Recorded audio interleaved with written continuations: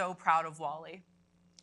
Turning our attention to the day at hand, every flight for New Shepard is another step towards our mission of building a road to space. In 2021, we flew 14 people to space across 3 human flights. This year, we expect to at least triple that number. And how do we get there? With safety at the center. Safety is our highest priority at Blue Origin. It's embedded in every part of the New Shepard vehicle design, its launch operation, our culture. And prior to our first human flight, we went through a rigorous program before being certified to fly humans to space. That's right, Eddie. And the numbers here speak for themselves.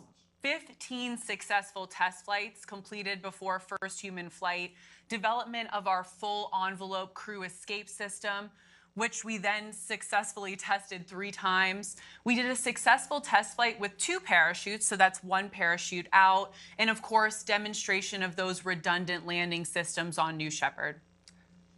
Something we've heard time and again from our astronauts is just how moving it is to see Earth from space. It's a reminder that just a few dozen miles of atmosphere, almost nothing, stands between us and the vastness of space. The Earth, our Earth, the one we have, is fragile and must be protected. And this core value of preserving Earth is foundational to all of our work at Blue Origin. And it goes from the design of our vehicles to how we work with our communities when building, refurbishing, and expanding new facilities.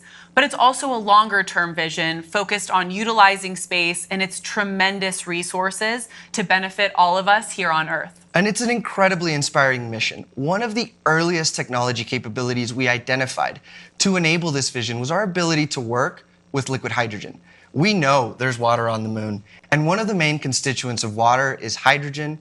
It's why we design with reusability in mind, why our lunar lander is powered by the liquid hydrogen and liquid oxygen BE-7 rocket engine. And I'm proud to share some footage with you all from a recent BE-7 test.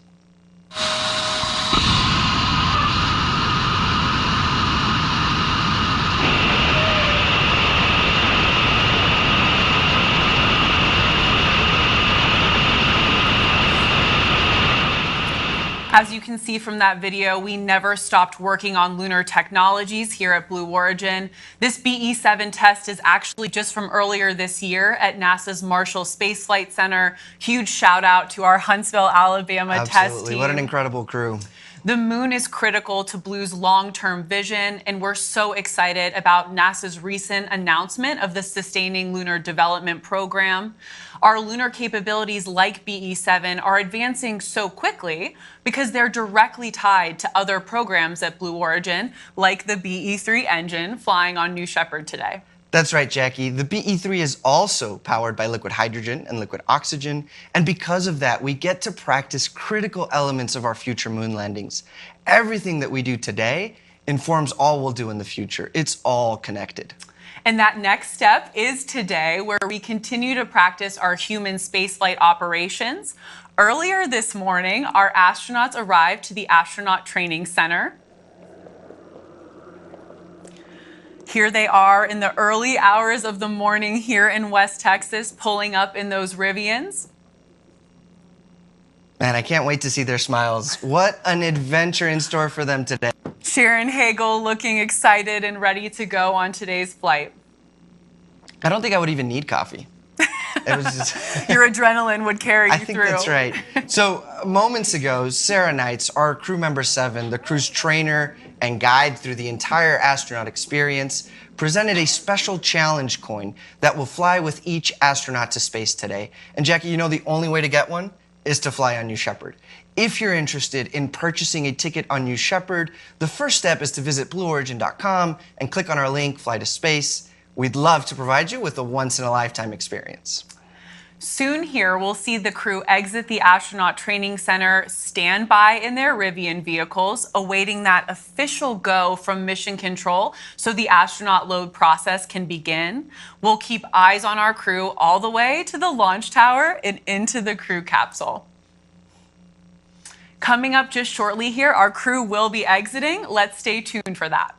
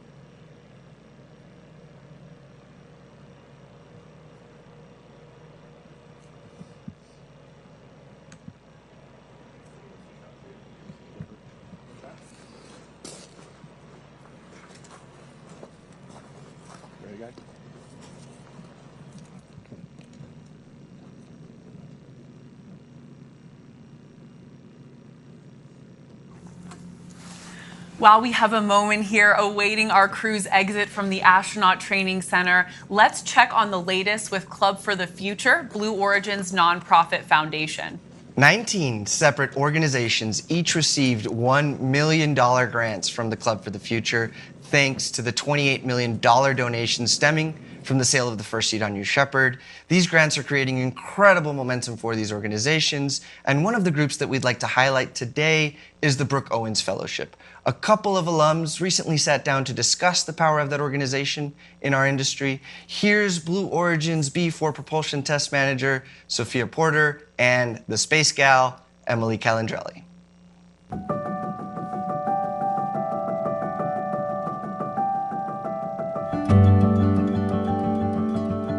Emily, it is so great to connect today.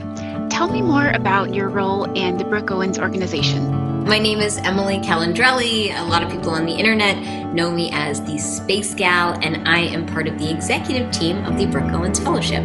I want to find some tangible way to make the aerospace industry better and more welcoming for women and other gender minorities. Because when you are a gender minority in a field like aerospace, oftentimes you feel a little bit left out. And so being part of the Brooke Owens Fellowship, you become part of this support community that you can go to for advice or to vent or just to talk about opportunities and strategies for how to navigate your career. It's really been an honor for me to be a Brooke Owens Fellow as well. It placed me with Blue Origin for my internship, and I absolutely fell in love with this company. I eventually accepted a full-time job at Blue, and I've been here for 3 years.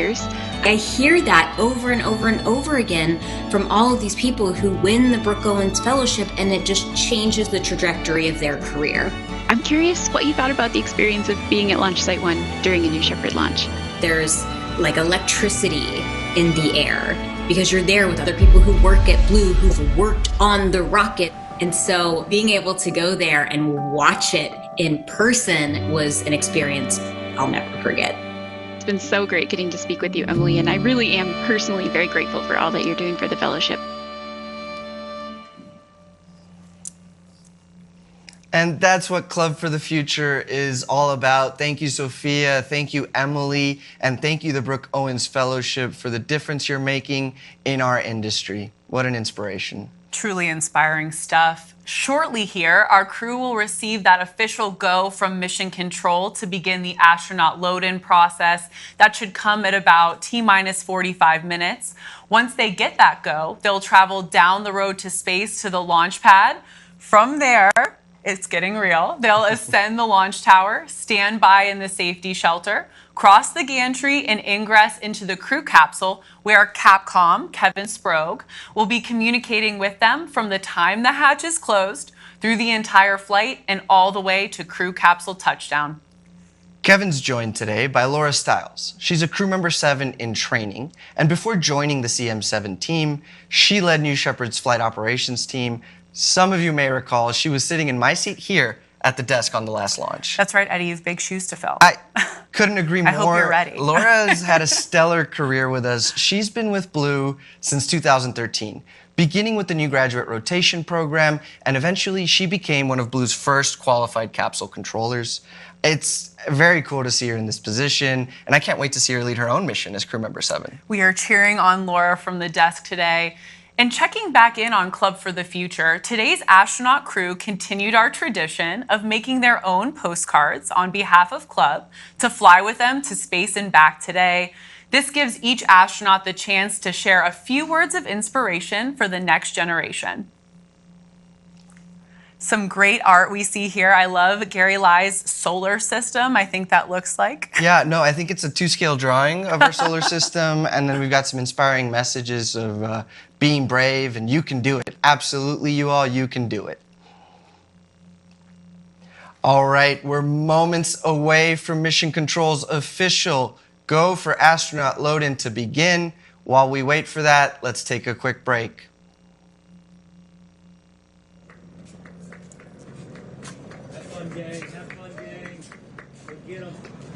And there they are, our crew departing the Astronaut Training Center. Oh, we've got a nice wave there from Jim.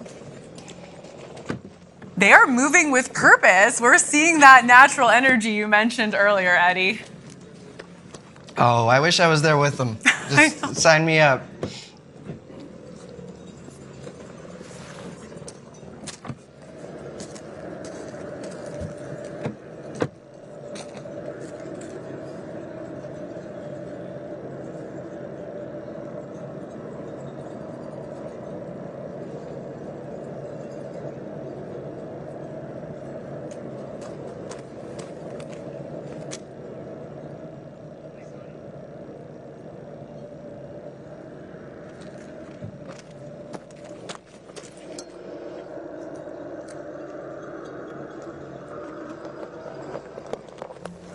In the driver's seat there, crew member 7, Sarah Knights. If you're just joining us, welcome to Blue Origin's 4th human flight. Our crew is on the move. They received the official go for astronaut load. They're on the way to the rocket that will take them to space and back. And a little hard to see from our footage there, but that is my favorite parade. The energy is incredible. It's a chance for Team Blue. Look at Gary, look at how happy he is. But it's a chance for Team Blue, the crew's friends, family, really everyone to whoop it up and support the astronauts one last time before launch. Now, we're down there with cowbells making noise, but the astronauts, they're focused, they're calm, they look ready to fly. I love hearing those cowbells, and I'm a little mad at you, Eddie. You didn't bring us a cowbell for the desk. Nonetheless, we're supportive of our crew today. Did you see those smiles? So excited for this team. As you can tell, on this road to space, visiting Space on New Shepard is a once-in-a-lifetime opportunity. If you'd like to purchase a ticket for this amazing journey, visit blueorigin.com and click Fly to Space.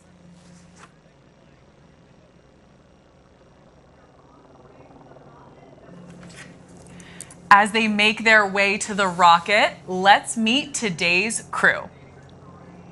In seat number 1 is Senior Director and Chief Architect of New Shepard, Gary Lai. Gary was one of Blue Origin's first 20 employees and is the architect of our New Shepard system. His contributions to this rocket, this company, this industry have been monumental. He leads by example with humility, compassion, and intelligence, and he's the benchmark for what we humbly aspire to each day at Blue Origin. I know that flying on New Shepard has been Gary's dream since day one. He's worked so hard and so long for this. Emotional day for all of us to watch that dream come true. George Neild is in seat number 2. He founded Commercial Space Technologies to encourage and facilitate commercial space activities. But previously, George had a very big job as the FAA's Associate Administrator for Commercial Space Transportation for a decade, from 2008 to 2018, a role in which he was pivotal in paving the way for the success of commercial spaceflight. The whole industry thanks you, George. We're honored to give him the view of Earth he's been dreaming about since he was a child. Now, some have called him the modern-day Marco Polo. Jim Kitchen is in seat number 3 today. He's a professor at the University of North Carolina, Chapel Hill, an entrepreneur and world traveler. Today, he'll become the first person to have visited all 193 UN-recognized countries and travel to space. He's done more than just step foot in these countries. He really experiences them. He's hunted Goliath frogs in Cameroon, interviewed residents of an internally displaced people camp in Iraq, and today he'll experience the final frontier, space. Jim is very much looking forward to seeing a borderless planet and connecting that experience with all of us back here on Earth. In seat number 4 is legendary entrepreneur, angel investor, and former CEO of Party America, Marty Allen. Marty is a lifelong aviation enthusiast who, get this, Eddie, he soloed his first airplane on his 16th birthday before he had a driver's license. That's incredible. Marty's a true adventurer, a lifelong sailor and racer of boats and cars. He was actually released from the Navy flight program because of allergies, but rest assured, Marty, allergies won't hold you back today. That's right, Marty. Godspeed. Husband and wife Mark and Sharon Hagel are in seats 5 and 6 today. Sharon's an educator and philanthropist, and Mark is the president and CEO of Tricor International, a residential and commercial property development corporation. In 2015, Sharon founded nonprofit Space Kids Global, whose mission is to inspire students, particularly young girls, to excel in science, technology, engineering, art, and math. To date, Sharon has reached nearly an incredible 100,000 students globally. Our crew is circling the ring road right now next to their live and waiting rocket. So excited for this crew. And I certainly know that Eddie and I are biased, but we're especially thrilled for Gary Lai. He's such an icon inside and outside Blue Origin.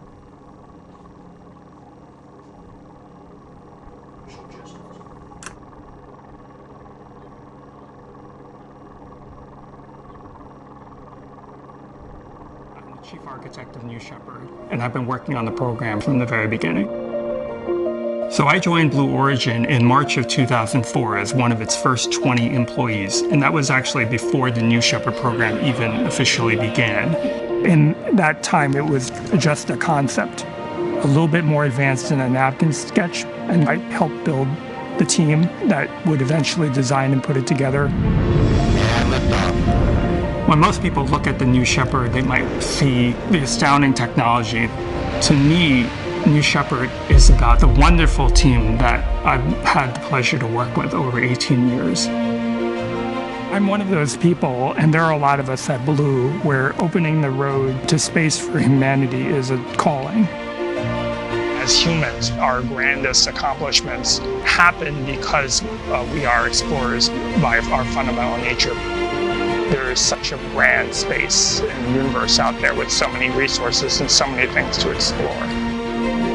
I almost would not know what to do with myself, and I have very few useful skills, I think, that are not related to flying people to space.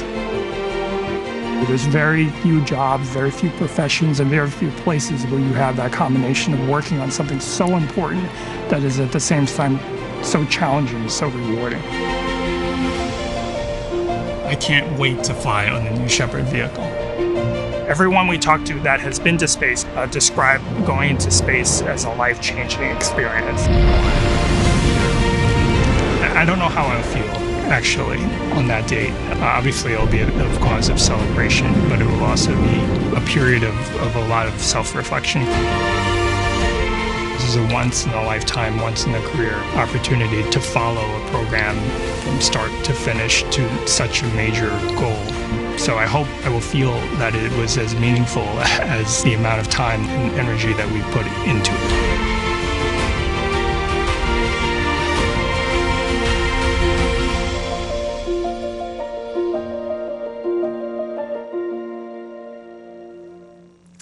It is safe to say all of us at Team Blue are so excited to fly Gary Lai. Fly Gary Lai. Hashtag fly Gary Lai. That's right. We're thrilled for Gary today. Words truly cannot describe it, and I am absolutely thrilled to say Gary is currently climbing the launch tower in the bottom right of your screen.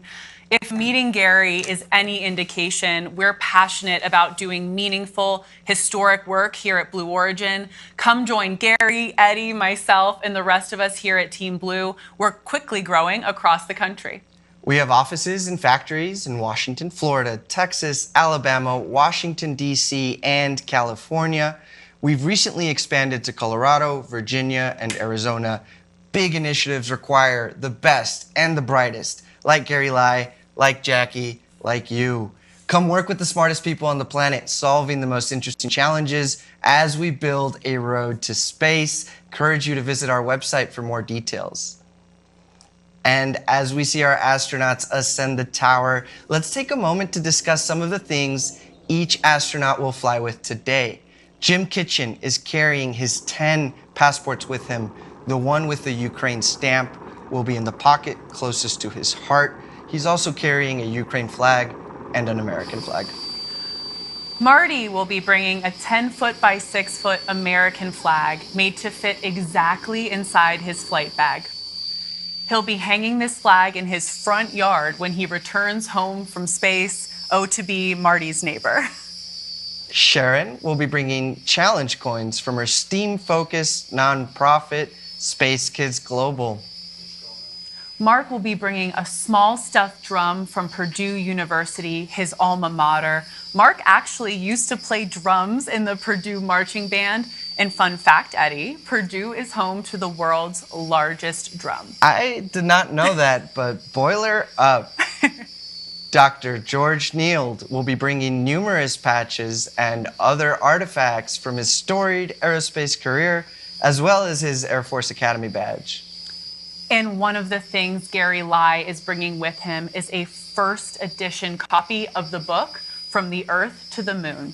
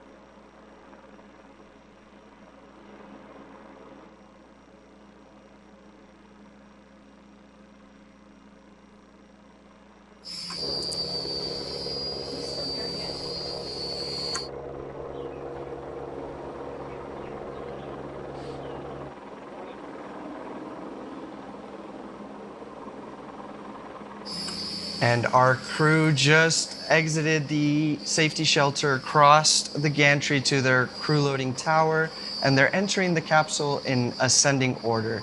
Gary Lai in the first seat, George Neild in the second seat, Jim Kitchen in seat number 3, Marty Allen in seat number 4, and Sharon Hagel and Mark Hagel in seat number 5 and 6.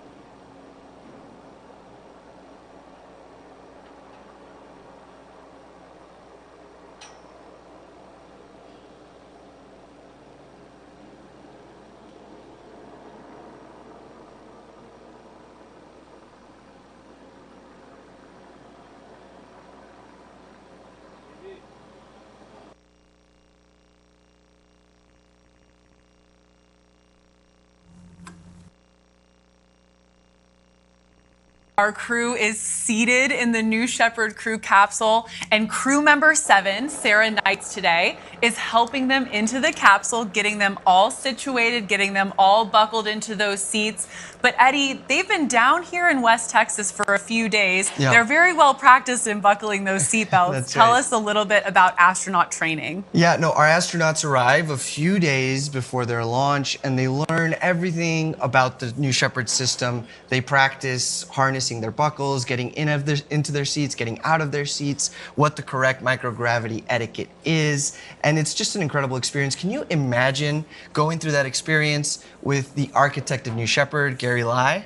I truly can't. I mean, talk about subject matter expertise. I also, was so funny, I was thinking about Kevin and Sarah training Gary Lai to go on this experience. The architect of New Shepard, Gary Lai. He's actually right there on the left when you're peering into the open hatch here. Just so thrilled. It's unbelievable to see Gary in that seat. Absolutely. And what an experience for our astronauts to train with Gary, to hear the stories and the context and behind the whys of how New Shepard is today. And of course, about our vision and this inspiring mission that Gary has undertaken now for over 18 years. That's perseverance, it's diligence, it's determination. He's designed, he's built, he's tested, and today he's flying New Shepard. We said it before, hashtag fly Gary Lai. Shortly coming up here is the hatch closure. So at this point, our tower crew and our crew member 7 are doing those final preparations. Let's check in on that.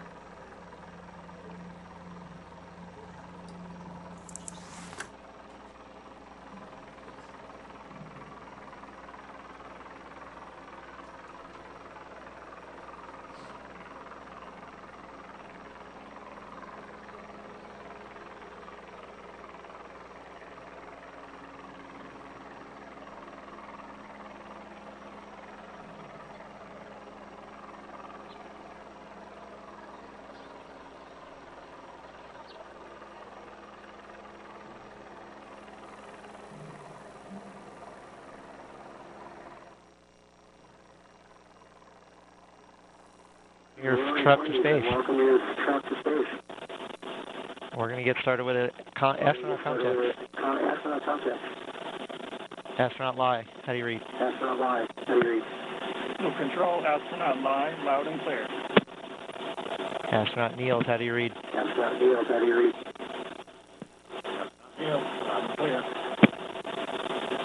Astronaut Marco, how do you read? Astronaut Marco, how do you read? Polo, loud and clear. Astronaut Marty, how do you read? Astronaut Marty, how do you read?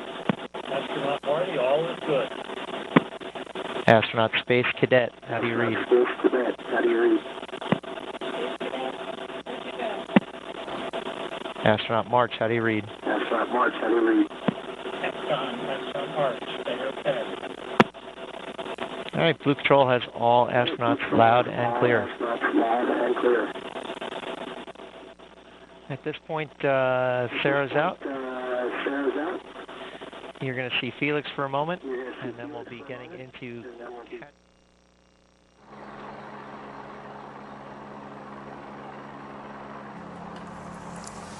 Thanks for joining us for our 4th human flight. As you just heard, those were our capsule communicators, Kevin Sprague and crew member 7 in training, Laura Stiles, checking in with our 6 astronauts today, George Niels, Sharon and Mark Hagel, Jim Kitchen, Marty Allen, and the architect of New Shepard, Blue Origin's very own Gary Lai, are loaded into the RSS First Step, awaiting a life-changing experience to space and back. And we just had a great shot of Gary and his smile, and of course, the RSS First Step over the hatch. It means reusable spaceship.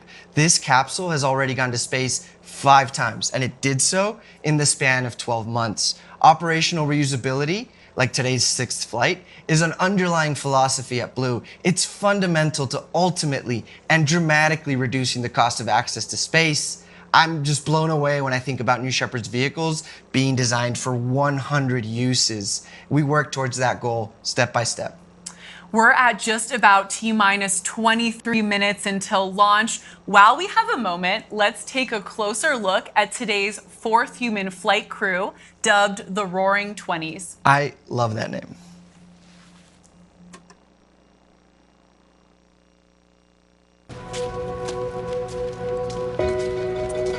I've really been interested in space since I was a child. Used to cut out articles in the newspaper about the space chimps and the Mercury astronauts. One of my earliest childhood memories was watching an Apollo launch off the coast of Florida. And it was amazing. I wanted to be an astronaut. What order do you press in your room? I've been working on New Shepard from the very beginning. I've been involved in every single aspect of the design and production of the vehicles. I used to parachute jump, and I like the adrenaline rush that you get. And this has got to be off the charts. Our family has always thought we've been crazy because we do some high experience things. And I think by the time we got to this one, there was a little bit of acceptance that that's who they are, and there's not a whole lot we can say about it. Having been to all 193 countries and to be able to go to space and see this borderless planet, I think is so meaningful, especially given all that the world is going through right now. I think space is really our future. This is so exciting because we're on the edge of a new generation, a new frontier. We must explore and understand the universe, and especially our local solar system. This is a new era of the unbelievable, where a teacher from North Carolina gets to go to space. The day of the launch, when that rocket gets in and you start feeling the power of it, I don't even know what I'm going to think. Looking out the window and seeing the black sky and the curvature of the Earth is really going to be special. Here I am with this opportunity of a lifetime, and it's just amazing. To be able to fly with this crew, and including Gary Lai, who's had such a major role in creating New Shepard, is just very special to me. Where are you guys going? Space! Yeah, let's fly.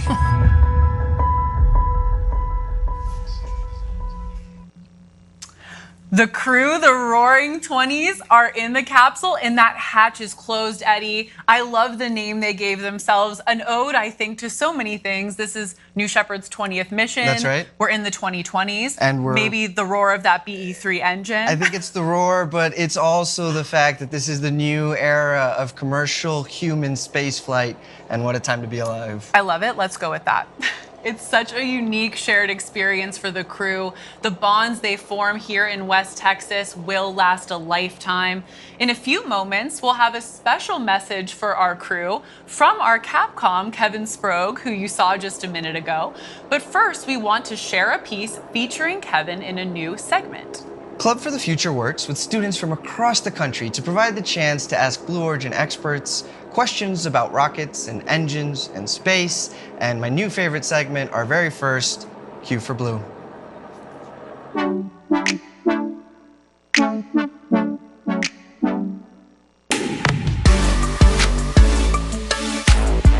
Hi, my name is Haziel Puga. I go to SEAM Academy and I'm from Lexington, Kentucky. Right now in physics, I am studying gravitational energy and mass versus weight. My question is, what is the speed of the capsule on re-entry with and without the parachute? Thank you. This is a great question because it really shows you the effect of our atmosphere on a spacecraft. The descent phase of flight starts at the very top of the capsule's ascent, called apogee, which happens around 350,000 feet. At this point, the capsule comes to a momentary complete stop and then begins to fall back to Earth, accelerating the entire way, reaching speeds of over 2,000 miles an hour, more than 3 times the speed of sound. Once the capsule re-enters the atmosphere, its wide, flat-bottom shape causes drag. The capsule keeps falling at about 250 miles per hour until the moment the parachutes are deployed. Once that happens, the capsule speed drops to an easy 16 miles an hour, and our soft landing system activates just before touchdown to give the astronauts a nice, gentle landing.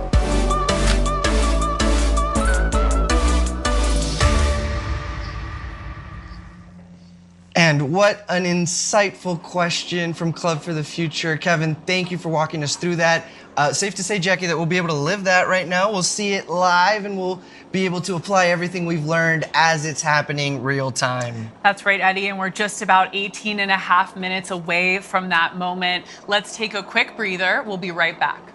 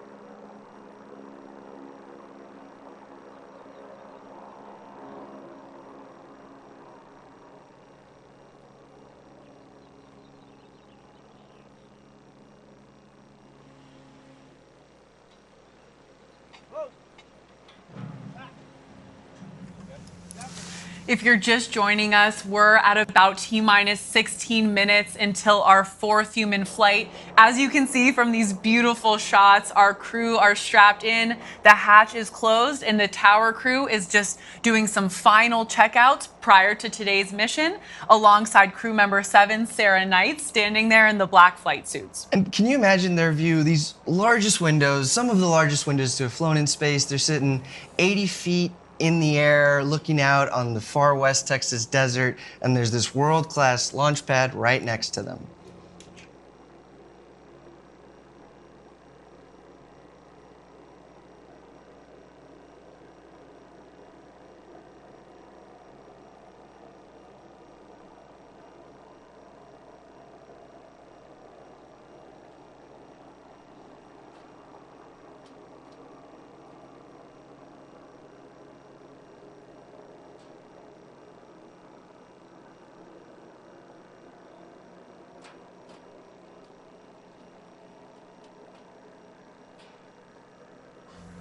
Crew member 7, Sarah Knight, waving to the crew as she departs the tower. I think I saw a thumbs up.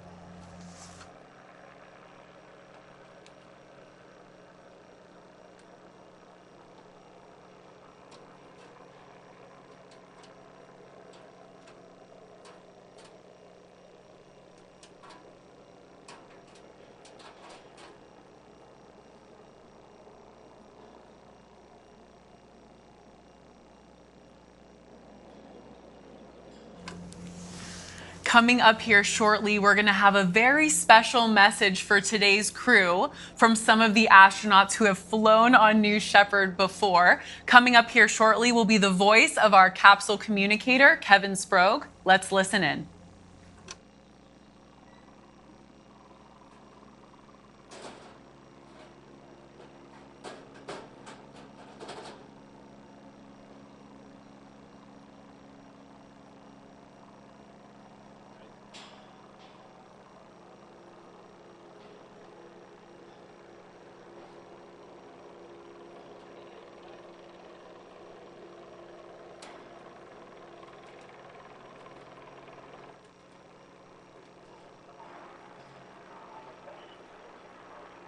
Crew, the NS-19 crew, who called themselves the Original Six, and they wanted to wish you well, the Roaring 20s, on your flight to space.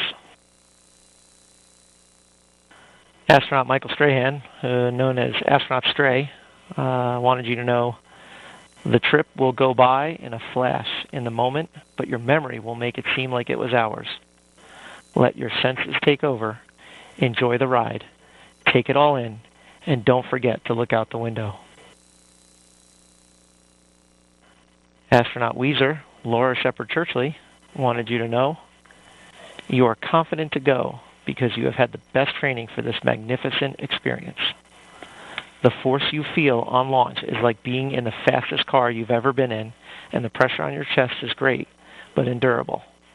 Weightlessness is heavenly.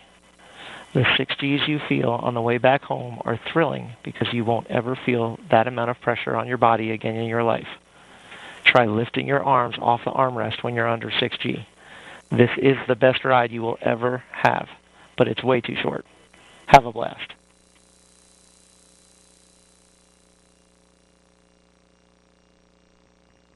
Standby 1.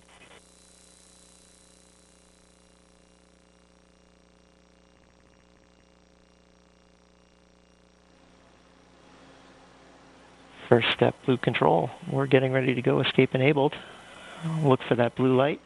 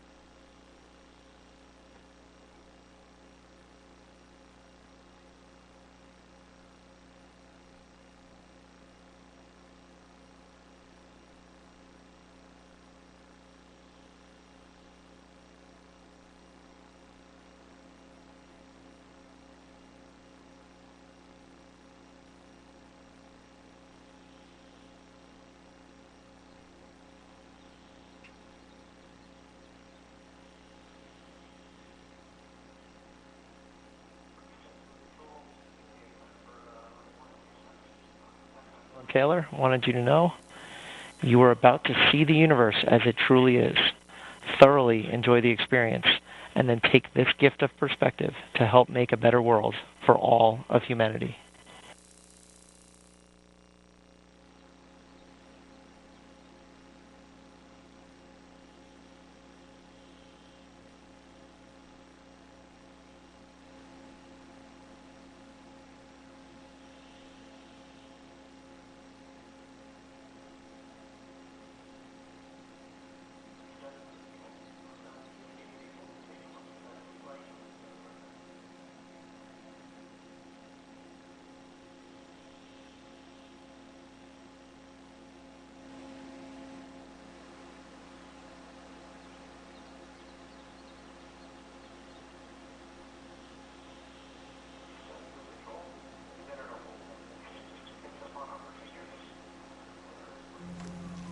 It's so cool to see the community of Blue Origin astronauts getting a little larger, launch by launch, step by step. We had a few messages there from the previous crew, the Original Six, and just what perspective. I think I heard that New Shepard is the best ride ever, too. So I'm going to quote that. We have entered a hold at the moment, and we're going to hang out here while we get back to you.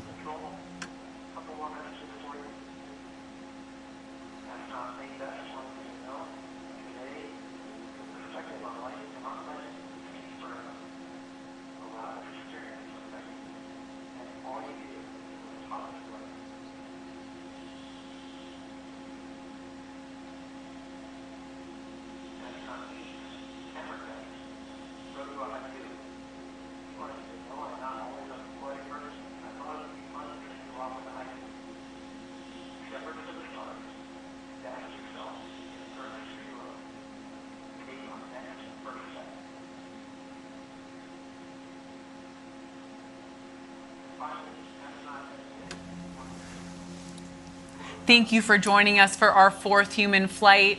Our crew is buckled into the capsule. We're in a brief hold here, but New Shepard did just hit a big milestone in today's operations and went escape enabled. Eddie, tell us about the significance of this moment. That's right, Jackie. Escape enabled is a pivotal moment in our flight preparation. Earlier, we talked about the full envelope escape system that we've thoroughly tested here in West Texas, all the way from the launch pad to max Q to near apogee escapes. So this system enables our mission assurance today, and so they've got a lot of roomy space in the capsule, 15 cubic meters to float around, but they will be protected the entire time by this escape system. Of course, safety is at the center of everything we do here at Blue Origin. We'll be right back.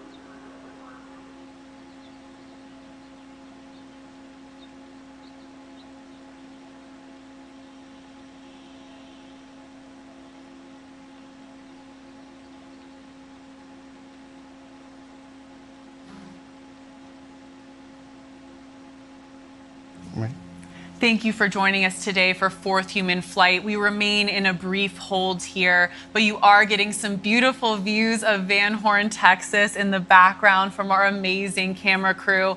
We actually have an expert here at the desk today. Eddie lived in Van Horn and worked at Launch Site 1 for a large part of his career at Blue Origin, many years. Eddie, tell us about your time at Launch Site 1, living in Van Horn in this amazing and special community. Yeah, no, thank you, Jackie. I've been so lucky to have started my career here at Blue Origin at our West Texas Launch Site 1, working on the West Texas test stands. You know, Van Horn is really in the middle of nowhere, West Texas, but it's a slice of home for me and for us at Blue Origin. We moved to Van Horn in 2006. Our founder, Jeff Bezos, gave the scoop to the Van Horn Advocate all those years ago that we were going to be here, that they would hear the roar of our engines and see the beautiful flying vehicles go to the edge of space and back.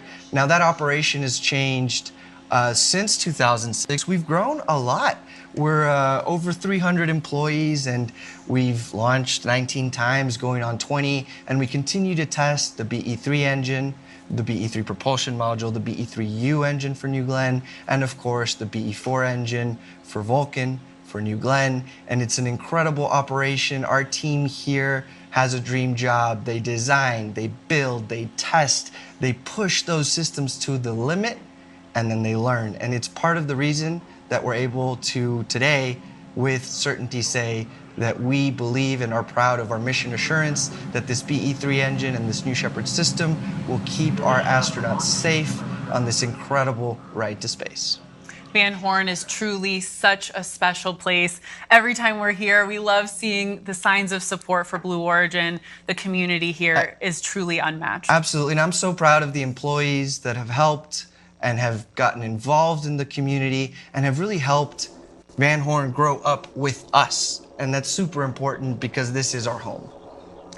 So special. Thank you for those special memories and insights, Eddie. We remain in a brief hold here, so let's check out more of those beautiful West Texas views, and we'll be right back.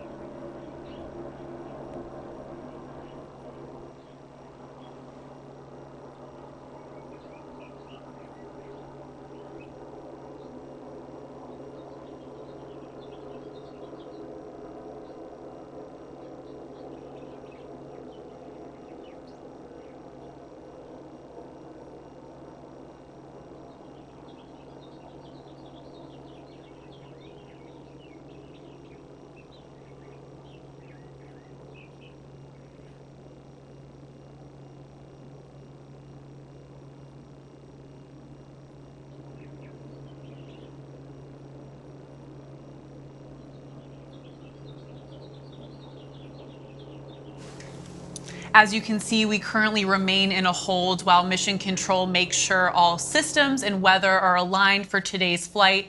But while we have a moment, let's talk about how our learnings from the BE-3 engine flying today on New Shepard are carried forward into the BE-3U program.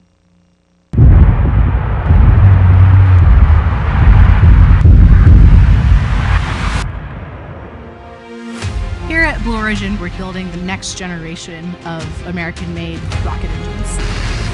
And liftoff. We picked hydrogen for New Shepard so that we could get the learning that we needed for our ultimate orbital launch vehicles. We need the performance from hydrogen for the upper stage. The BE-3PM engine is highly reusable, human-rated. It provides a really good opportunity for us to practice. Since we've been able to fly BE-3PM on multiple New Shepard flights, we learned a lot about how to operate a hydrogen-oxygen engine. So now we have taken the BE-3PM design and optimized it for use in space as a second stage engine for New Glenn. We call it BE-3U. The BE-3PM is about 110,000 pounds thrust, and the BE-3U is 160,000 pounds thrust. There's 7 BE-4s that are the booster engine for New Glenn. The BE-3U engine is the upper stage engine, so at about 200,000 feet of altitude, it lights off and takes the payload into orbit.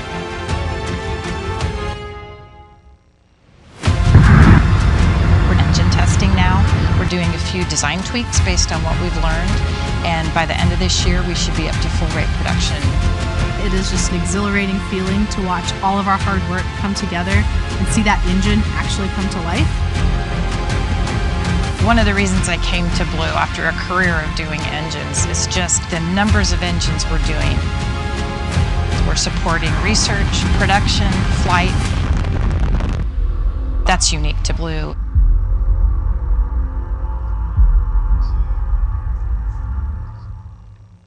I thoroughly enjoyed all of those shots of our West Texas test stands. You know, Jackie, when I first moved to West Texas, I started on the BE-3 engine test stand. We call it the Geeks test stand, the Giant Engine Experiment test stand. And it's a prolific test stand that tests both the BE3PM version and the BE3U upper stage version for a little over 10 years now. That test stand has been testing full-scale BE3 engines. They've ratcheted up 1,000 different hot fires and over 100,000 seconds of test. So when I say it's prolific, it's because they test day in and day out. Our propulsion test operations here at Blue Origin are just truly incredible. I'm always inspired by what the team can accomplish out here in West Texas, down in Huntsville, Alabama. Truly impressive and inspiring stuff.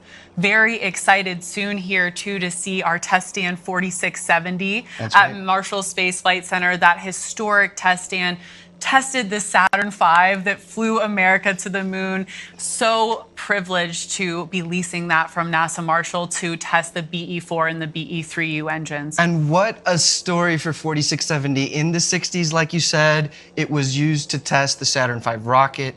And then in the 80s, they did a little bit of space shuttle main engine testing. In the 90s, that test stand actually tested the Russian rocket, the RD-180.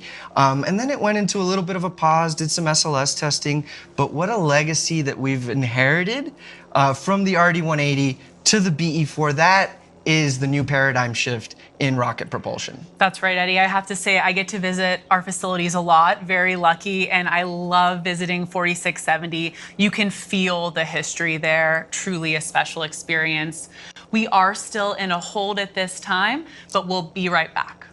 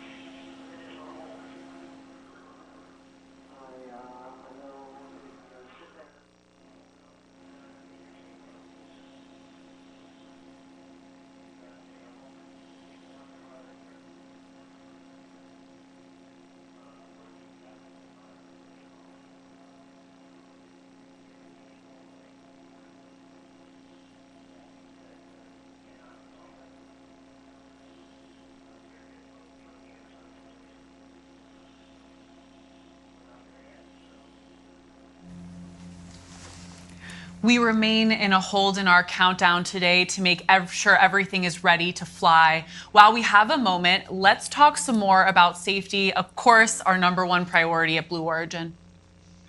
All in all, Jackie, safety drives everything we do at Blue Origin. There's nobody on Team Blue who does a better job of elegantly communicating this than Blue Origin's Director of System Safety Engineering, Andrew Lake.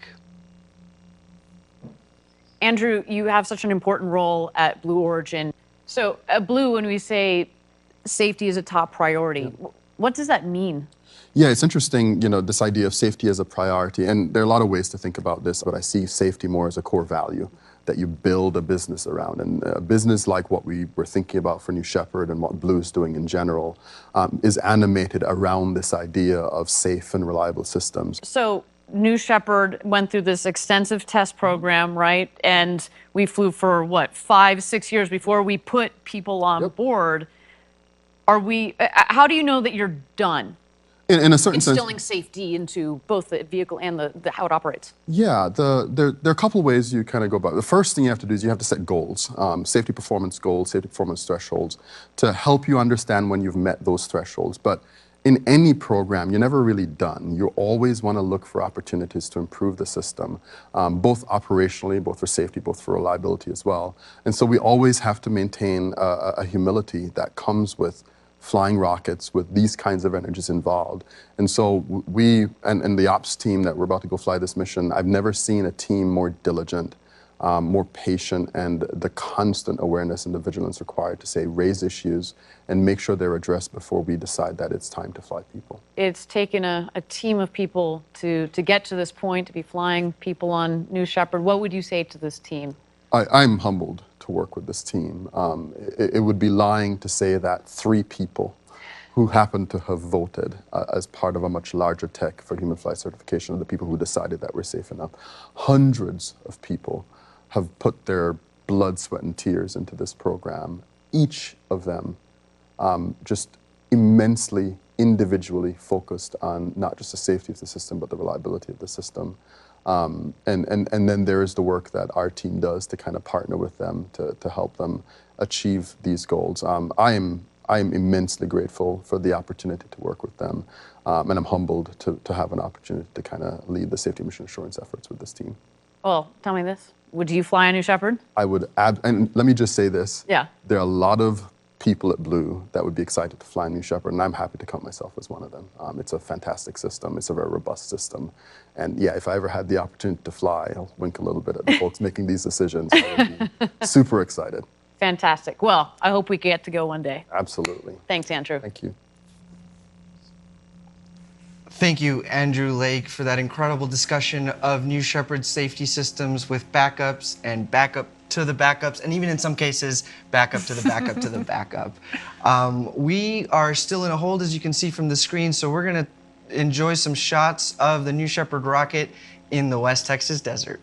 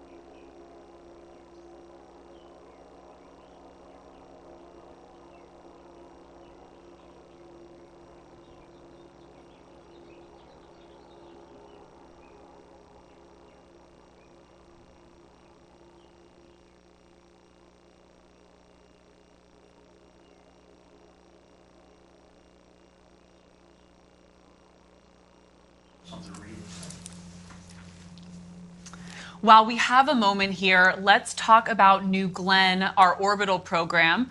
Recently, we performed an incredible separation test on the world's largest fairing for our New Glenn rocket. We're here at NASA's Armstrong Test Facility in Sandusky, Ohio. We took the fairing from New Glenn, the world's largest fairing, to the world's largest vacuum chamber. It's the only place in the world that we can test out this fairing in an environment similar to what the rocket will be seeing in space. Payload fairing is the nose of the rocket. Inside there is the satellite. The payload fairing's job is to protect the satellite as we ascend through the atmosphere. This is the largest structure that has ever been tested here. The New Glenn fairing is 72 feet tall. So when we put that on top of the 26-foot test stand, we're taking up 98 feet of vertical space in the 120-foot chamber. This jettison test is a huge milestone for us. We'll be firing ordnance that will separate the fairing within the chamber. When it separates, the fairing is going to create this huge breathing motion, and we want to make sure the edges aren't going to come in and hit the payload. This test is important because it helps us qualify the payload fairing and prove out that we actually do separate as designed. So we'll be looking at things like deflections and stresses. We have done a lot of component level verification. This is really the culmination of putting all those things together. All cameras are up and awaiting trigger. And it's going to all happen in a split second. Firing in 3, 2, 1, fire.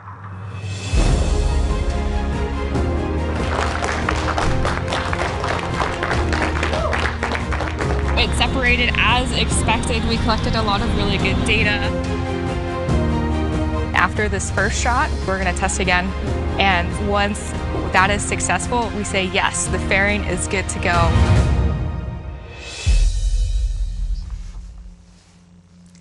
It is so amazing, Eddie, to see New Glenn hardware in test. These moments are so incredible along this road to space, and it's very special. I'm going to say something nerdy and lame, Eddie. It's very special to be testing New Glenn at NASA Glenn. That's right. We love that. We do remain in a hold here to make sure all systems are go for today's launch, but we'll be right back.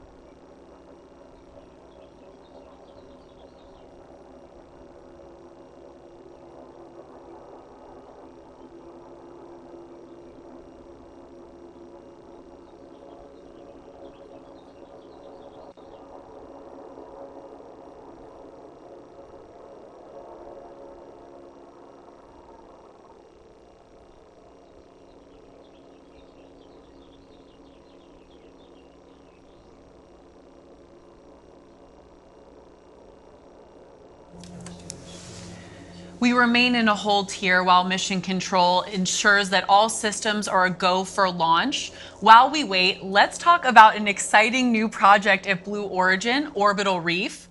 Blue Origin, in partnership with Sierra Space, is developing Orbital Reef, a commercially owned and operated space station to be built in low Earth orbit. The Orbital Reef team includes Boeing, Redwire, Genesis Engineering, Amazon, Amazon Web Services, and Arizona State University, which brings proven capabilities and new visions to provide key elements and services, including unique experience from building and operating the International Space Station. Let's take a look.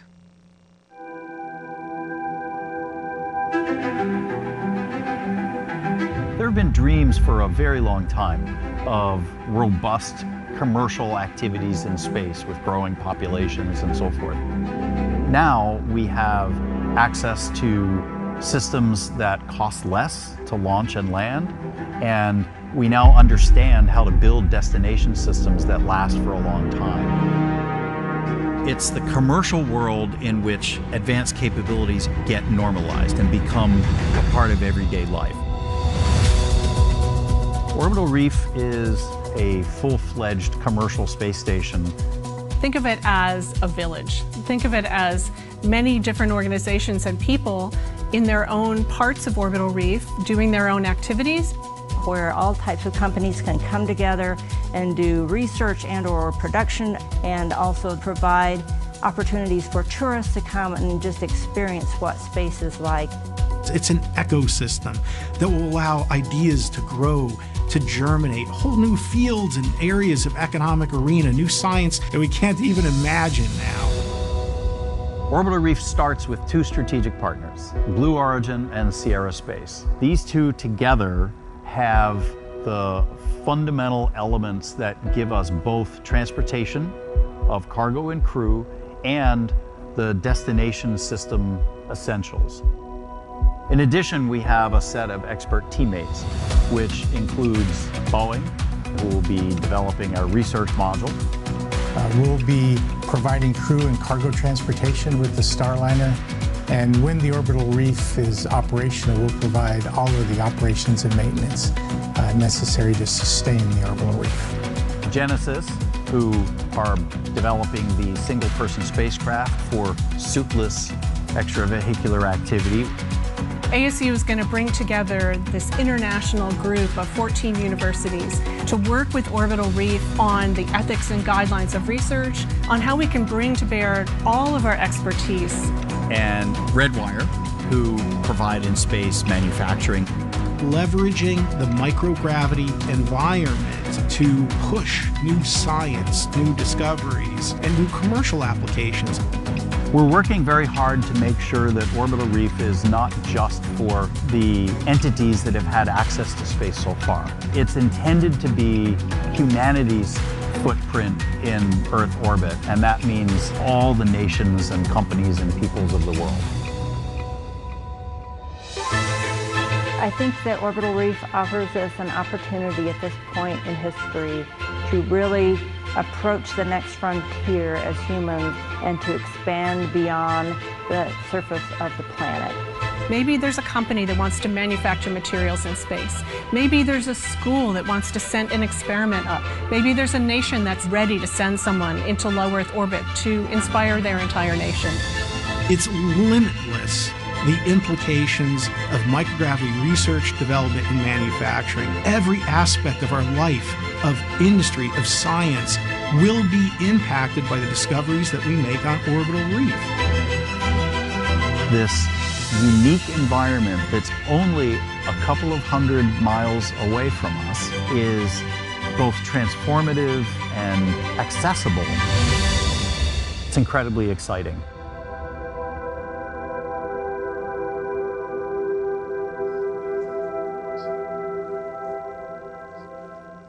Our team is absolutely honored and thrilled to have received an award from NASA to continue advancing our orbital reef partners alongside our teammates.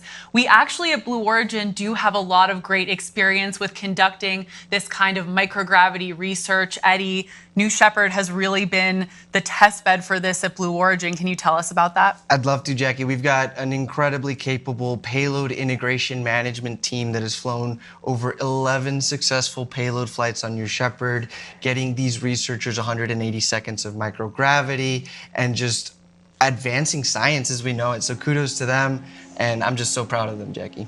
I am as well, Eddie. With that, let's take a quick breather and we'll be right back.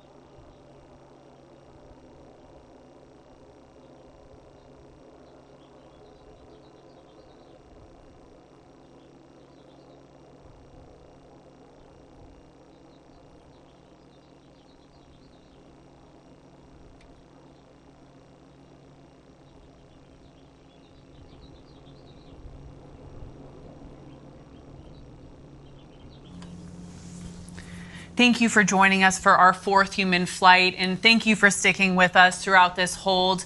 I spoke with our flight director, Nick Patrick, earlier this week, and as you know, holds are, of course, a completely normal part of our launch process. Safety, as we've said multiple times on today's webcast, is always the #1 priority at Blue Origin, so we need to continue to take this time to do those checks and make sure this mission is ready for launch today. Stay tuned.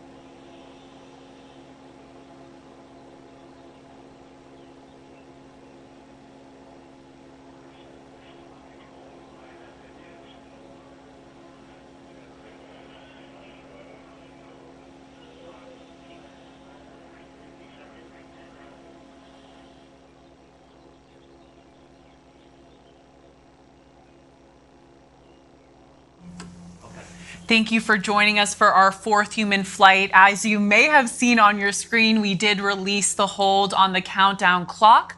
We're at T-minus 9 minutes and 30 seconds until our fourth human flight. Let's toss it to the rocket and stand by for mission control.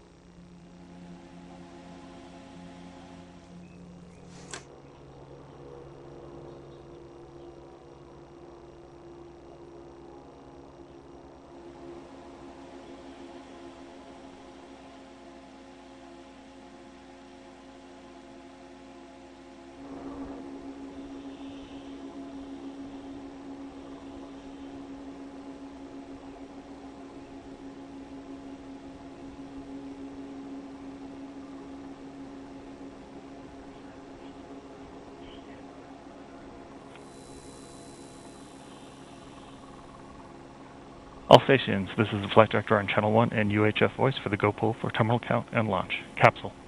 Go. Booster. Go. Ground. Go. Safety. Capcom. Go. Engineering. Go. Copy all goes. This is flight director. New Shepard is go for launch. Booster, commence the terminal count. We'll go flight. As you just heard, we are go for launch for our fourth human flight. We're so excited for the Roaring 20s crew. Let's take a moment and take in the sights and sounds from Launch Site 1 as the minutes tick down on the launch clock here in West Texas.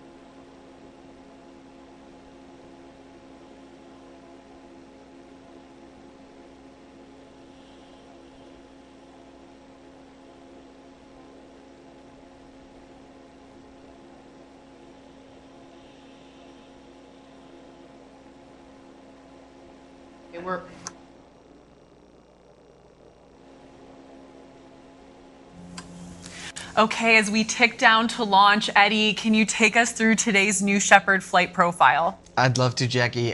So at T-minus 2.5 minutes, we effectively hand control over to our auto sequence. The flight controllers are essentially hands off. The rocket then gets ready to light the BE-3. Ignition happens at T0, followed by bootstrap and throttle up.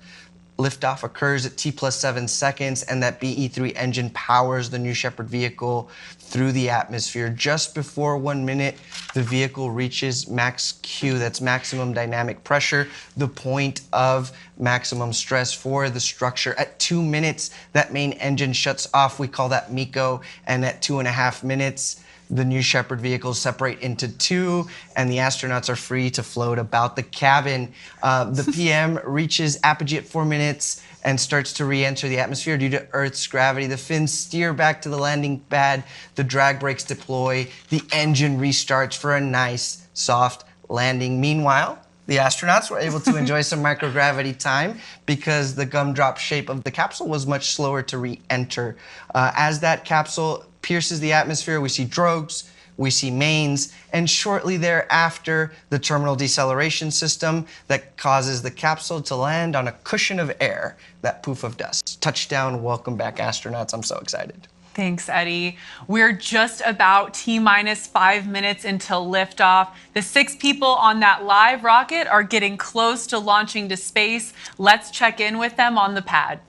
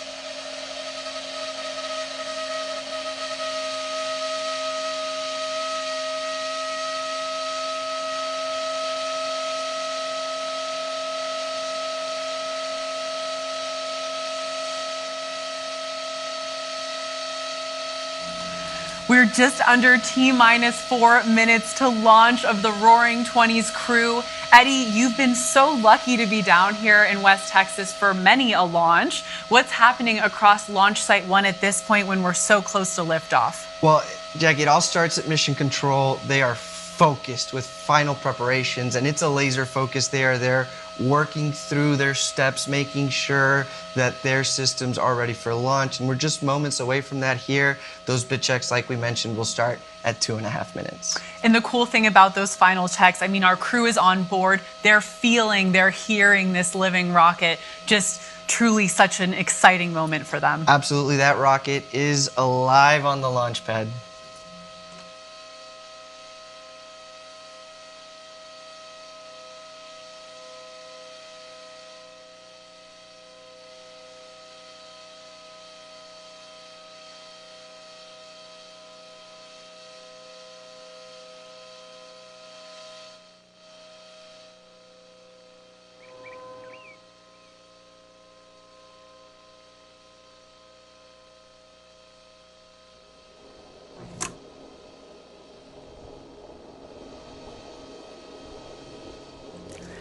Thank you for joining us. As you've noticed, we've just entered what we expect to be a very brief hold here, just a few minutes. Stay tuned.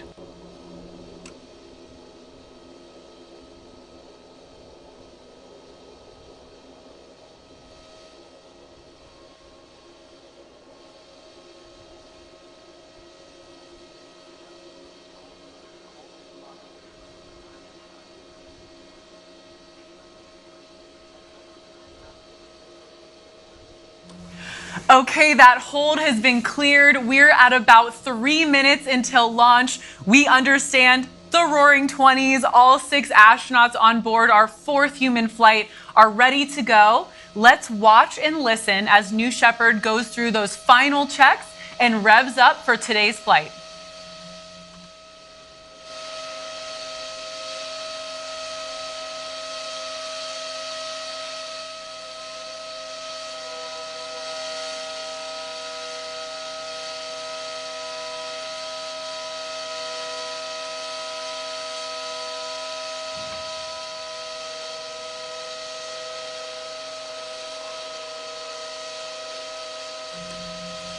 And Jackie, as we mentioned, we've now entered auto sequence, so this rocket is going to automatically prep itself for launch.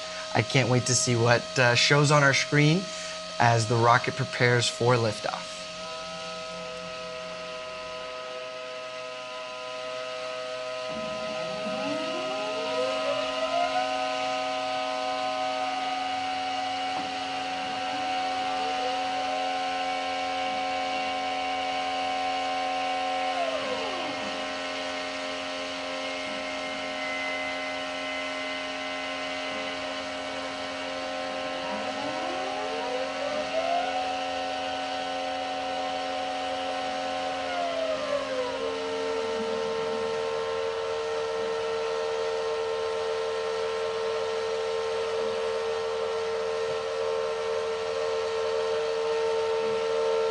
With just under 90 seconds to go, those aft fins at the base are actuating, going through their bit checks.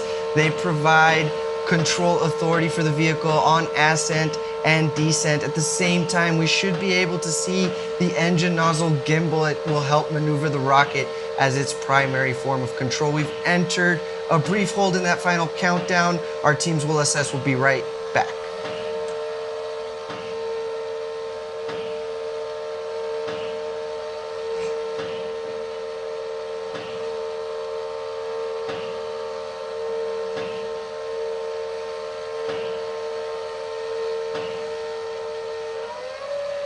That hold has been released. We're at about T-minus 1 minute to liftoff.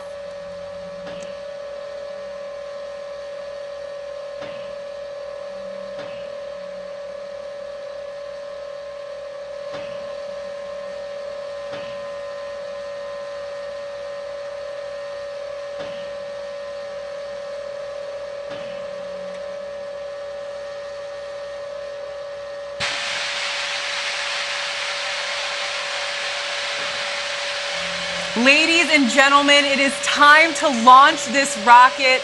Godspeed, New Shepard. Godspeed to our crew. We're handing it over to Mission Control.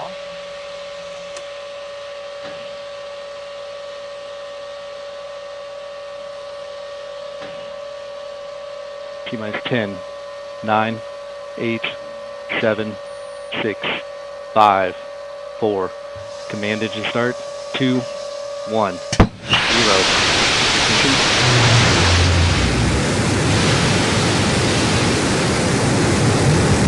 And lift off. Shepard smooth tower. And liftoff. Mission Control has confirmed New Shepard has cleared the tower and is on its way to space with our 4th human flight crew. Godspeed, New Shepard. Godspeed, the Roaring 20s. Enjoy this ride.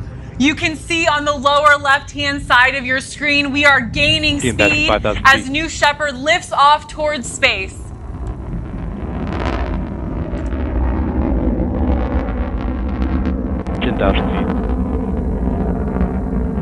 That beautiful burn on that BE-3 engine, lifting New Shepard towards space. As we hit T plus 55 seconds, we will enter max Q, the point where aerodynamic stress on the vehicle is at its maximum. We just confirmed max Q, and that BE-3 engine doing some work, 8,000 horsepower equivalent of it to produce 110,000 pounds of thrust on its way to space.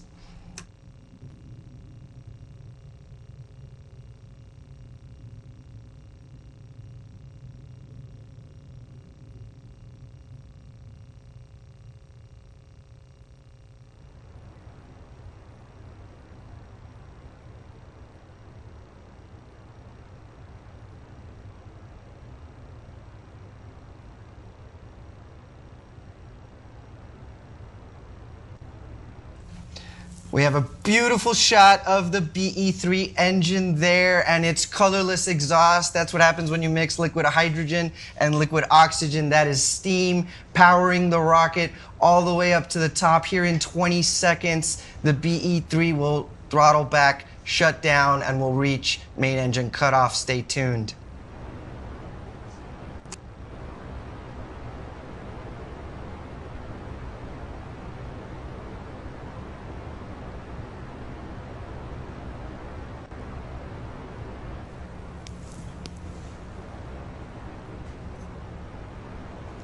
There it is. Miko, way to go, BE-3. Thank you for powering our astronauts to space. That was our main engine cutoff. Shortly here, we'll see separation of the crew capsule and the booster.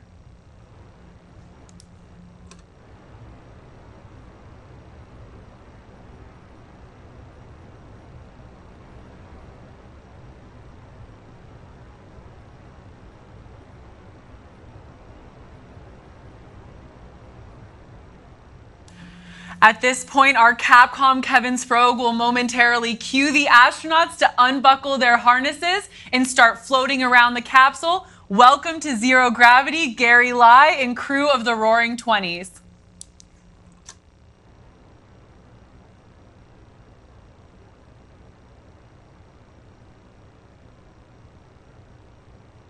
Beautiful shot there of the two separate craft. George Neal, Sharon and Mark Hagel, Jim Kitchen, Marty Allen, and Gary Lai. Welcome to Zero G. Let's listen in as they float about the crew capsule.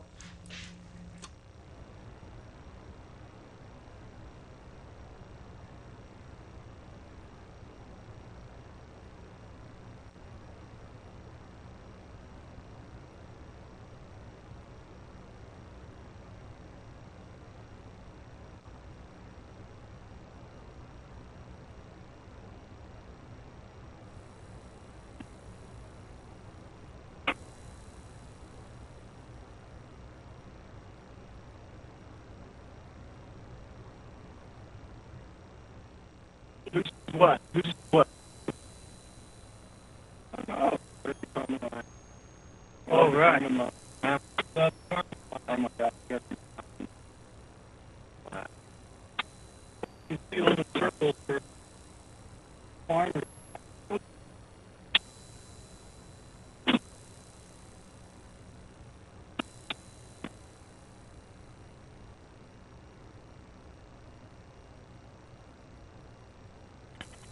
First step, Blue Control. This is your 1 minute warning. 1 minute warning.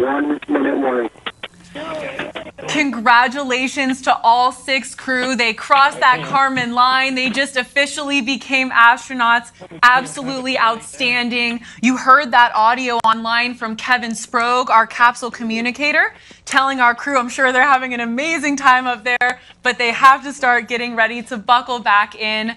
Shortly here, both the crew capsule and the booster will be descending.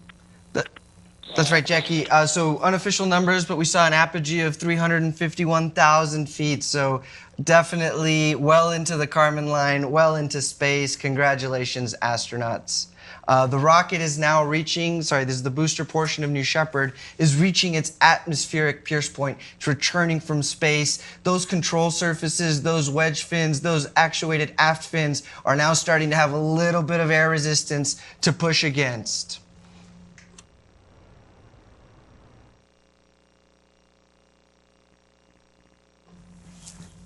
The booster will reach its maximum re-entry velocity, which is just under Mach 4. That's 4 times the speed of sound. And it's an incredible booster shape coming back down over the West Texas desert against those Texas blue skies. This is the fun part.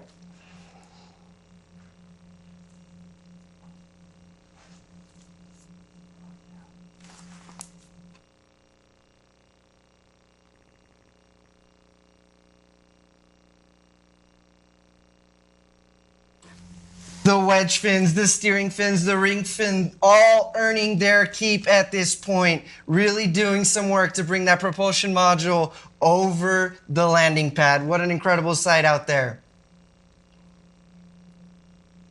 Here shortly, we'll see the air brakes deploy that will cut the velocity of the booster in half. There it is. This is a critical step in slowing the vehicle down before the BE-3 engine is reignited for the final portion of the descent.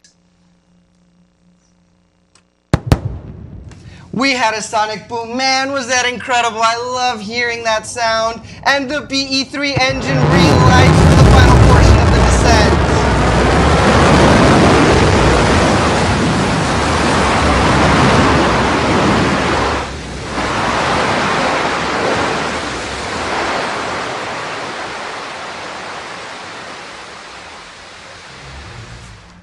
Touchdown, New Shepard. Welcome back to Earth. What an incredible feat of engineering required to bring this rocket back safely, reuse it. All I can ever say, Jackie, is wow.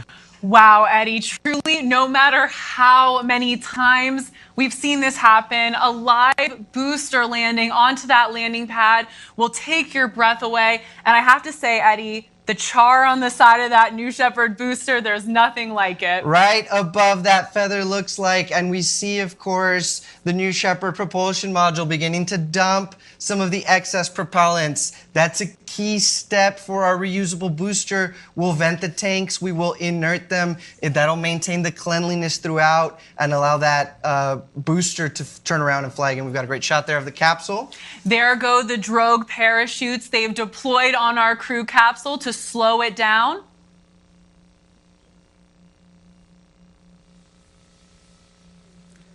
And there go those main parachutes. Those 3 mains will slowly inflate to help slow down the return of the crew capsule.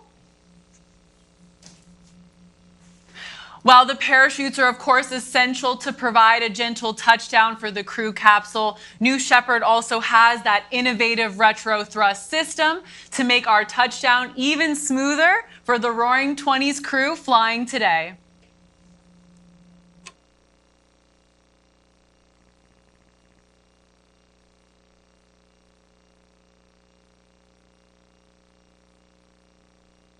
From the blackness of space to the beautiful West Texas desert, our crew is getting an experience right now.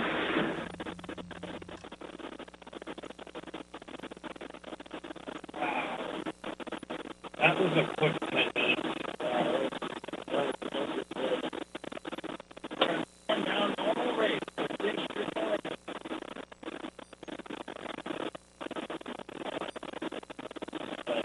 Get ready for the ground rush.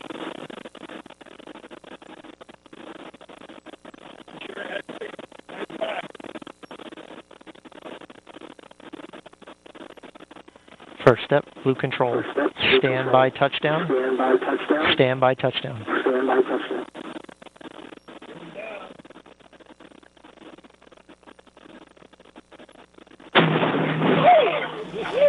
Woo! Crew capsule touchdown. Welcome back, the Roaring 20s and astronaut Gary Lai. That sounds like some happy crew members there. From the sounds of it, maybe all landed back safely and are doing great. We'll get confirmation from Mission Control here shortly. What a beautiful shot of that booster and capsule in the West Texas desert for what looks like a wholly successful fourth human flight. That West Texas does kick up there for our crew, welcoming them back to Earth. At this point in the mission, our team is preparing landing safety operations and recovery of our astronauts from the crew capsule. We'll be on the ground at the landing site to follow that action in just a bit. And hopefully, Eddie, hopefully. talk to some of the world's newest official astronauts.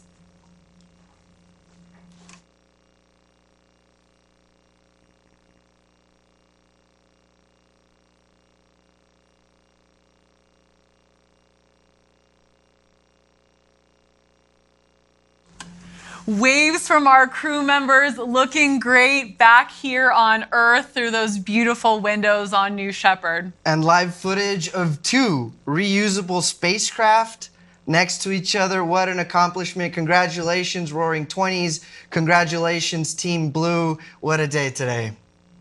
Just a truly incredible moment. Our astronauts have returned home safely. Our crew team is on the way out to recover them from the capsule. Wow. What a day. As we've mentioned, it appears to be a safe launch and landing, so absolutely kudos, congratulations to the mission team and Mission Control for really pushing through it, staying determined on that long-term vision of flying people to space today.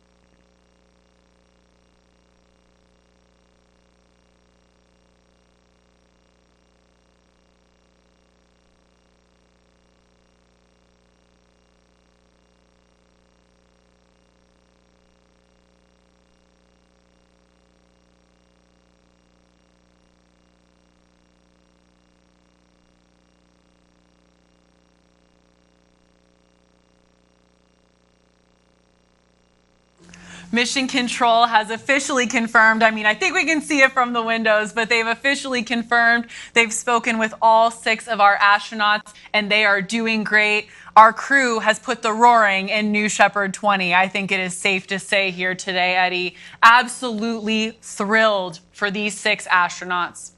And we've got just incredible shot right now of the desert, the mountains in the back, the blue skies. I can't wait to hear from these astronauts. What will they have to say about their experience today?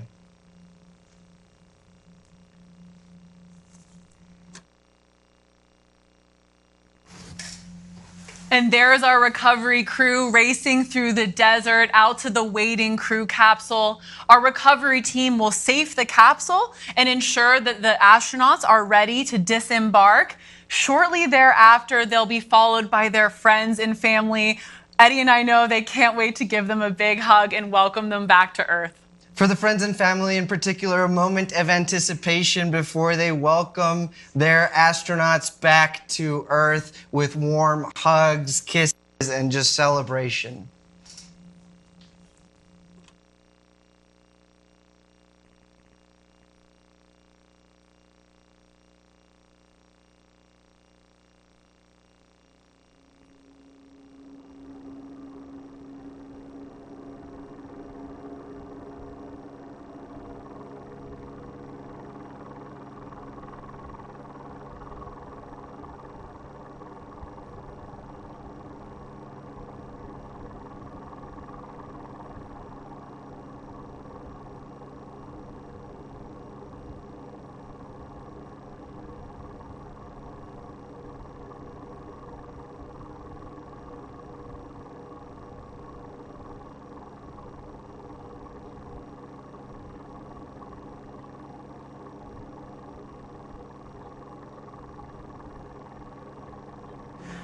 Thank you for joining us for what was a successful fourth human flight. Our recovery team has arrived on site. Stay tuned here because hopefully we'll be able to again hear from some of our crew members about these amazing experiences. Stay tuned.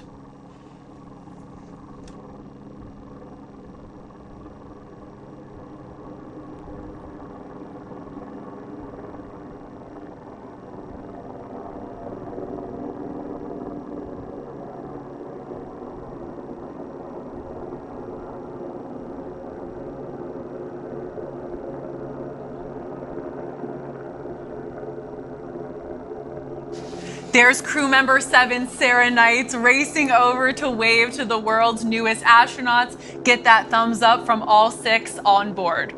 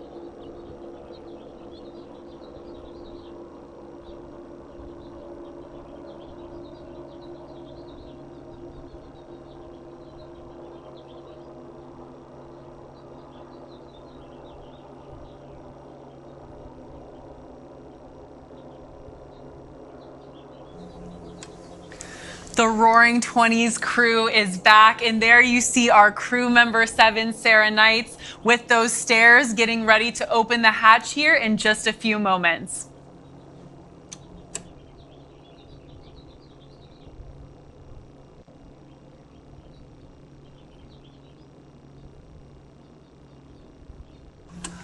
Beautiful shot there of our crew with their ride in the background, venting the propellants like Eddie mentioned just a few minutes ago. And we see the vehicles approaching the crew capsule. That's going to be friends and family. And hopefully, as we said, we'll get a few words from our newly minted astronauts.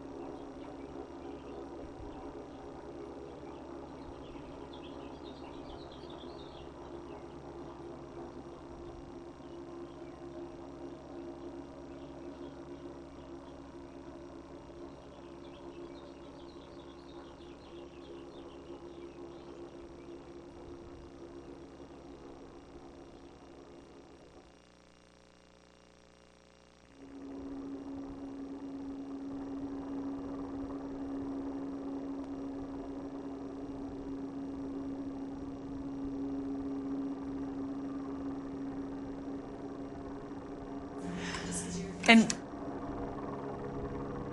we'd be remiss to not mention huge kudos to our crew member 7, Sarah Knights, down there about to open the hatch. Our capsule communicator, Kevin Sprague, that was with our crew through the duration of their flight. Just an amazing role this crew member 7 does, shepherding our crew through this entire experience from astronaut training to touchdown. That's absolutely right, Jackie. It's why we call it Crew Member 7. We, Team Blue, through Sarah and through Kevin, ride with these astronauts to space and back, and we're with them every step of the way.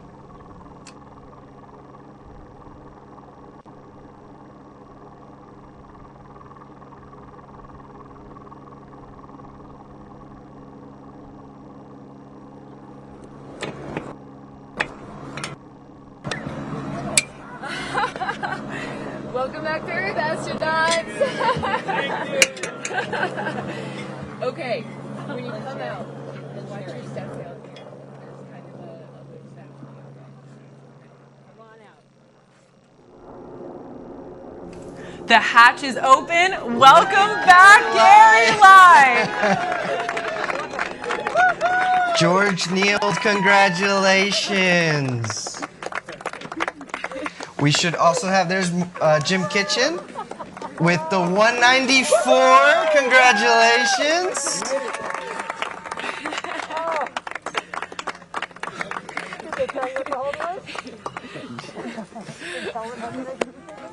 Thank you, Marty Allen, for writing the space today. As we promised, allergies did not hold Marty back today. And there's Miss Sharon Hagel with the fist pump. Congratulations. And last but certainly not least, Mark Hagel. Welcome back, Mark.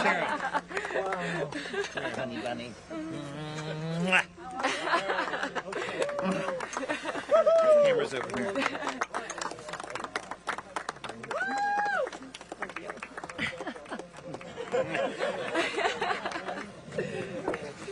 Whoa.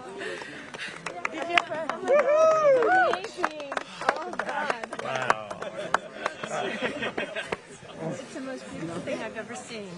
You loved it? Oh, you got, I want you to do it. You're next. I'm going back. It was very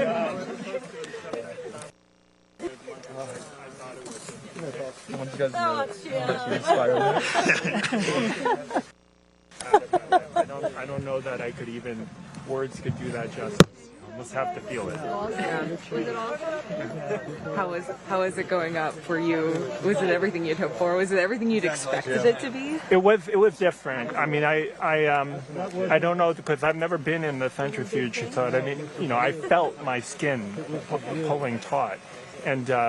And I think more dramatic than even the 0G was the throttle back from 3G. You know, when we throttled down, I felt like I was rising there.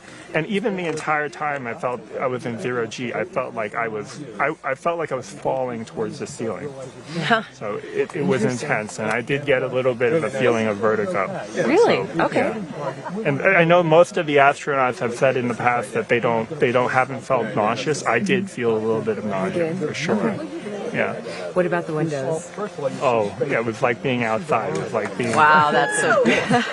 Absolutely. It was a beautiful, clear day. I don't know exactly what we were seeing, but we were seeing.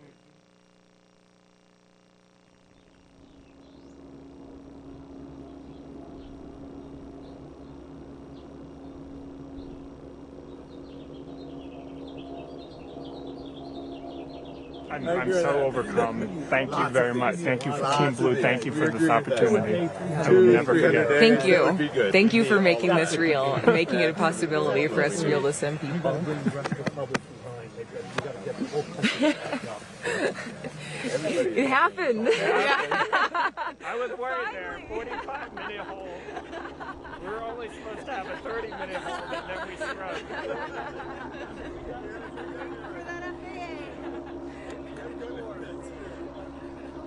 Yeah, did you talk to George about that?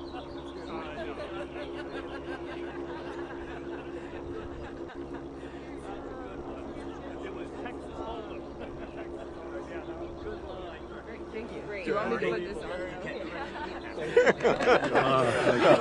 Jim, show me what do you have here? Yeah, this is we were joking 193 in space. It was scary on the line. What is 193? 193 is the countries that I visited. I brought all of my passports with me, representing all of the countries in the world, and this was pushing that final boundary, going to space. And let me tell you, that was an out-of-body experience. I was thinking that on the way up, you're going 2,300 miles an hour, and you feel every bit of that, and then you get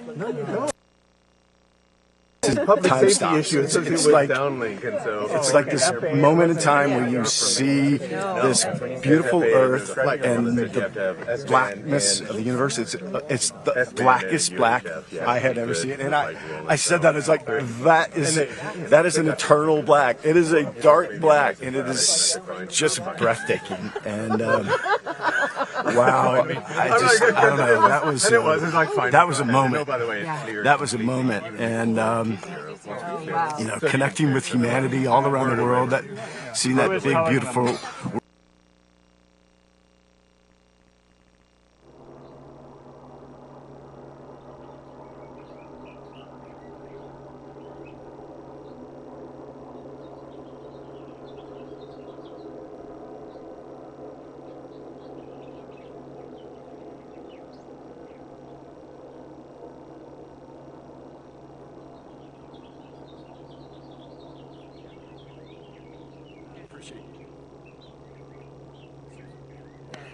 Go Tar Heels! Yes, go Tar Heels. Reaching for the Yeah, right. Here's your hat. Yeah, here. I'll hold it. You got this. Okay. All right. I love you. Amazing words from their incredible experience. So special to hear from our crew. Also coming up here shortly will be our special astronaut pin ceremony. Stay tuned for more.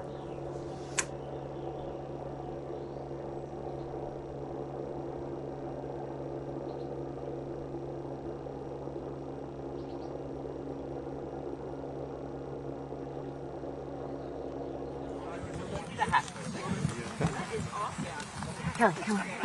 Okay.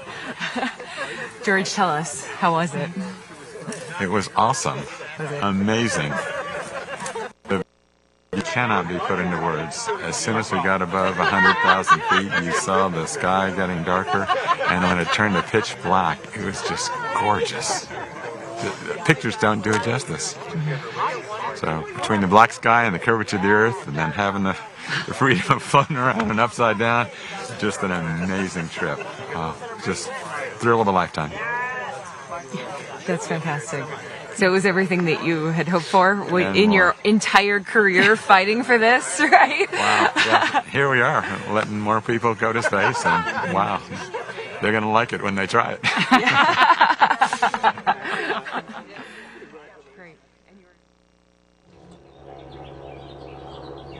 And there you have it from Dr. George Neild himself. Pictures don't do it justice. You'll just have to see it for yourself. That's right. And George, what an amazing, amazing moment for him. He's been a public servant his whole career, advocating for the commercial space industry, and to have just become an astronaut himself on a commercial space flight, what a moment.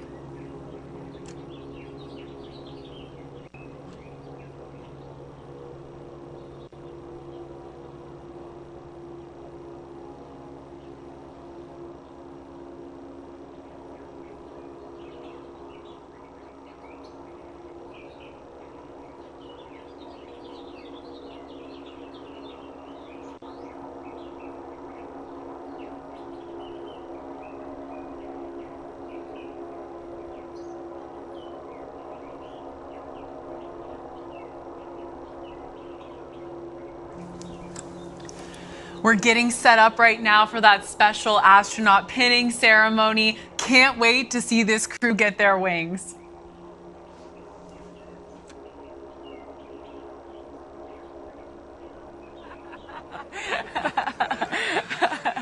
So what are we doing?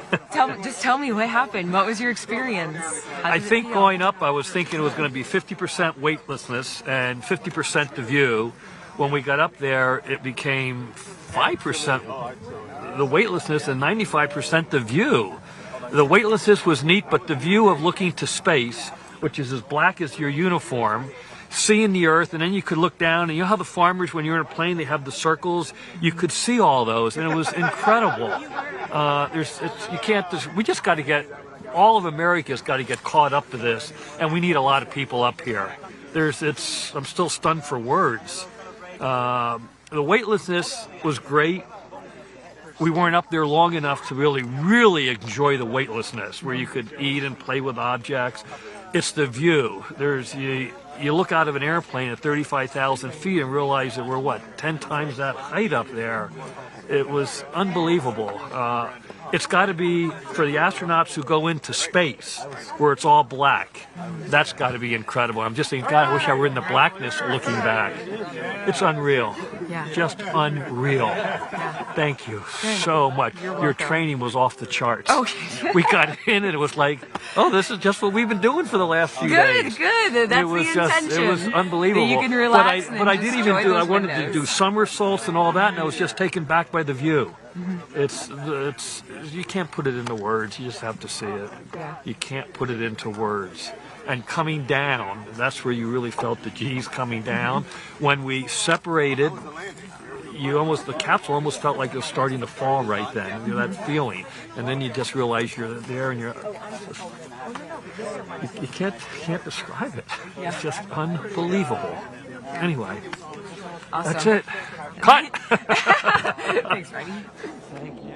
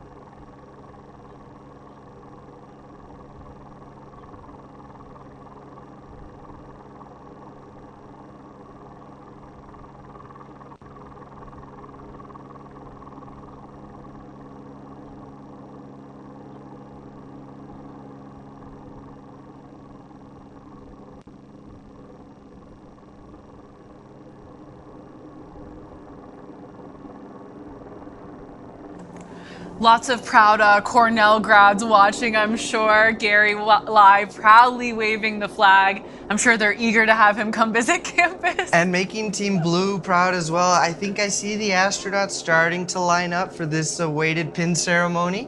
What an exciting time. And to hear from the astronauts just like we wanted to, and the reflections, I'm sure, over time will grow more and more beautiful.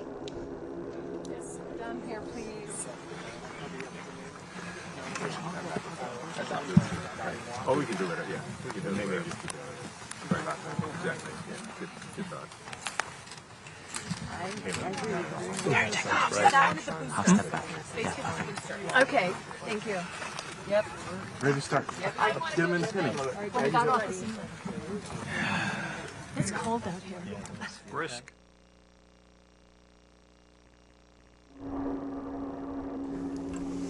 And here to lead us through this very special pin ceremony is our Vice President of New Shepard, and Audrey Powers. Woo! Congratulations on your flight today. Okay, I have some astronaut pins here. George, you have dedicated an entire career to progressing this industry, and I am so honored to be part of the team that flew you to space and helped you become an astronaut. Thank you. On behalf of an entire industry, thank you very much for your work, and congratulations. Thank you, George! Here.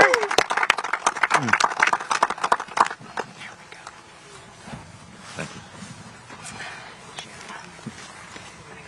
Jim, the great explorer, astronaut Marco, right? After a lifetime of exploring, congratulations on crossing your 194th border today. Thank you.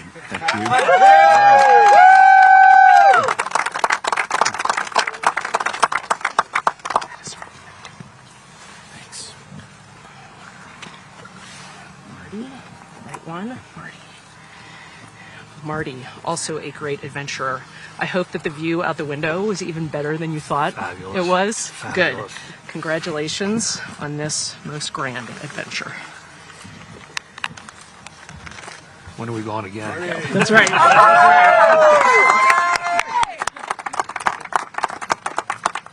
Sharon, you have inspired so many children and you've done so much work to inspire our next generation of space explorers. Thank you very much for all the work you do with our next generation, and congratulations. You're making me cry. Thank you. You deserve it. You deserve to cry a little bit.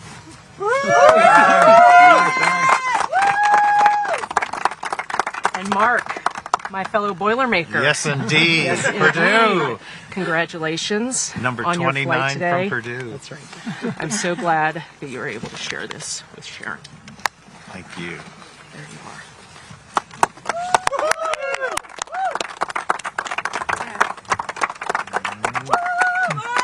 And Gary, my friend Gary. Wow. You make Blue proud every single day, every single one of us. You are our colleague, you are our mentor, you are our friend. And without you, none of this is possible. On behalf of a deeply, deeply grateful Team Blue, congratulations and thank you. Thank you.